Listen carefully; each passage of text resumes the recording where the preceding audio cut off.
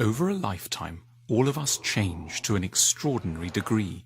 From a physical perspective, we start off as a little bundle about 50 centimeters high, with cherubic features and elastic soft skin, and then we may end up, some 90 years later, as a stooped, grey, liver-spotted, 180 centimeter high structure. In the intervening period, every single cell in our body will have been replaced, often many times over, and will have gone through all kinds of experiences that perhaps leave almost no trace in memory. The 25-year-old won't remember most of what the 5-year-old felt so strongly about. The 67-year-old will only dimly recall what was on their mind as they approached 30. We carry the same name throughout our lives and consider ourselves as a relatively stable, unitary entity. But is it really right to think of ourselves as the same person? Once one puts it under a philosophical microscope, the issue of personal identity emerges as far trickier than at first assumed. So in what ways could we be said to be continuous throughout time? What does guarantee that we can plausibly think of ourselves as the same people over a lifetime? Just where is personal identity located? A standard assumption is that it's our body that guarantees our personal identity. This is the theory that a key part of what makes me me is that I'm housed in an identical body. But philosophers like to push this assumption around a little. Imagine if I lost all my hair. Would I still be me? Yes, sure. What if I lost a finger? Yes. A leg? Definitely. Now, what if a malevolent demon appeared and told us that we'd have to lose every part of our bodies, but could keep just one bit? Which bit would it be? Few of us would pick our elbow or belly button. Almost all of us would pick our brains. Now that tells us something interesting. We assume implicitly that some bits of our bodies are more me-ish, closer to the core of personal identity than others. And the most me-ish of all the bits are our brains. Christianity runs a version of this thought experiment. It asks us to think what will happen after our death, and it imagines a separation of the body, ultimately not that significant, and the ongoing survival of a more modest, precious bit that it calls the soul. There's another version of this thought experiment that two lovers can play. In the early throes of love, two people who've gone to bed together might ask, "What do you really like about me?" The wrong answer is to say, "Your fabulous breasts," or "your amazing muscular arms." Breasts and chest don't ultimately feel me-ish enough to be a respectable answer. It seems we want to be loved for something closer to our real self, perhaps our soul or our brain. Now let's push the thought experiment further. What bit of the brain is actually most crucial to being me? Let's imagine that I have a bump to the head and lose my ability to play table tennis. Am I still myself? Most of us would say, yes, sure. What if I once spoke Latin and lose the ability, or forgot how to cook asparagus with a light mayonnaise sauce? Would I still be me? Yes.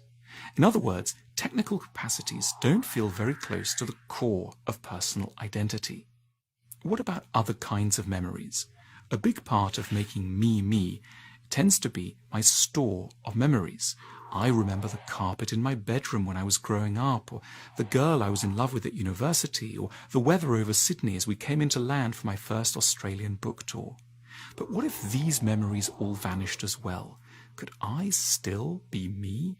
One view is possibly, so long as something else remained, and that thing we can call my character. In other words, if my characteristic way of responding to situations, my sense of what is funny, wise, interesting, or important remain the same, I can still, in some fundamental way, claim to be the same person. My memory store of feelings and behaviors might be gone, but I could be assured of continuing to feel and behave in compatible ways in the future. Those around me would need to keep reminding me of stuff that had happened, but they would still recognize me as me. A fascinating idea comes into view. Personal identity seems to consist not in bodily survival. I could be put in somebody else's body or live in a jar and still be me, nor in the survival of memory. I could forget everything and still be me, but in the survival of what we're here going to call character. This is an idea attributed to the English philosopher John Locke, who famously wrote that personal identity is made up of what he called sameness of consciousness. If a demon offered us a choice between remembering everything but feeling and valuing very differently, or feeling and valuing the same sorts of things but remembering nothing, most of us would, Locke suggests, choose the latter. So, if we have to boil personal identity down to its essence, it seems to come down to values, inclinations, and temperament. Let's think of death with all this in mind. The standard view of death is that it's sad because it means the end of our identity. Now, it certainly does mean the end if we identify identity with the survival of our bodies or with that of our memories. But if we think that who we are is to a large degree about our values and characteristic loves and hates, then we are, in a sense, granted a kind of immortality, simply through the fact that these will continue to live on in our species as a whole, lodged here and there outside of their present home. Perhaps what we have learnt to call a me was only ever a temporary resting place for a set of ideas and proclivities that are far older and are destined to live on far longer than our bodies. We might attempt to be less sad about death by letting go of the idea that we are a particular constellation of physical features. We are always, in a sense, far longer lasting, far more transgenerational as a bundle of inclinations and ideas.